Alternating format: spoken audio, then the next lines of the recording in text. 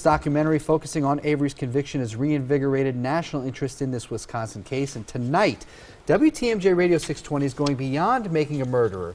They put together a 2-hour special on the case. And Gene Miller is going to anchor that special, joining us this morning. This is the pretty face behind the radio voice. The face. Yes. Pretty. Okay. Well, Gene, you've seen the documentary. I've seen the documentary. So many people have seen the documentary. Regardless of what you think about Steven Avery, the characters, the plot, it's better than almost any writer can come up with. What do you think has been so riveting about it? This is the new genre in TV, obviously, true crime, and this is the next step in that process. You had The Jinx on HBO, you had Paradise Lost, and that resulted in an exoneration for 3 people. And I think these documentary makers saw what they had in the Steven Avery case and put a bend on it. Obviously, if you've watched all 10 episodes, it's easy to see they have a point they're trying to make, and they make it over and over and over again in each one of these episodes, that being that Steven Avery and Brendan Dassey were framed for this. And it's a jumping off point for a lot of people. I know folks from not around these parts that don't have as much gray hair as I do. To them, it's all new, and it's fascinating, and this is their portal in.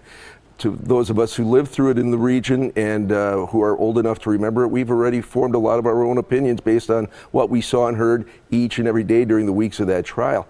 And that's that of and by itself, I think, makes this compelling. Looking back on it, it is a distinctly Wisconsin case, and I think it's different for us to see it in our own eyes. When you've had some friends, I've had some friends call from Atlanta, San Francisco, Philadelphia.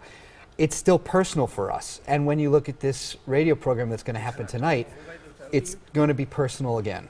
Right. What we're trying to do, too, is we're not trying to sway anybody either way. All we're doing is taking the aggregation of our weeks of interviews that we've done. Each and every host on WTMJ has delved into this story in their own unique way. So we've taken some of their interviews, some of their impressions, and melded them all together in the course of these 2 hours just to put some more, what shall I say, structure on the framework that Netflix put up there, because what you saw in those 10 hours is indeed part of the story. It is not the whole story.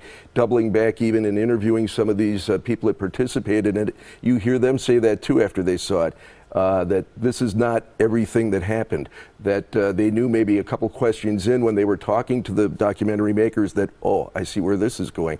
But on the other hand, too, we talked to the folks from like Change.org who have, really, they've been the tip of the spear on this thing in terms of the national outrage about this case. What, more than 200,000, 300,000 signatures now of people seeking Steven Avery's release. And if something close on Netflix you might have even overlooked, it says season 1. There you go. go. So it's almost like there's going to be follow-up to it. Gene Miller, thanks very much for being here again. Gene hosts Beyond Making a Murderer. That's tonight, 7 o'clock on WTMJ Radio 620. It airs again tomorrow morning at 11. Great work. Thanks so much, Gene. Thank you, Jonah.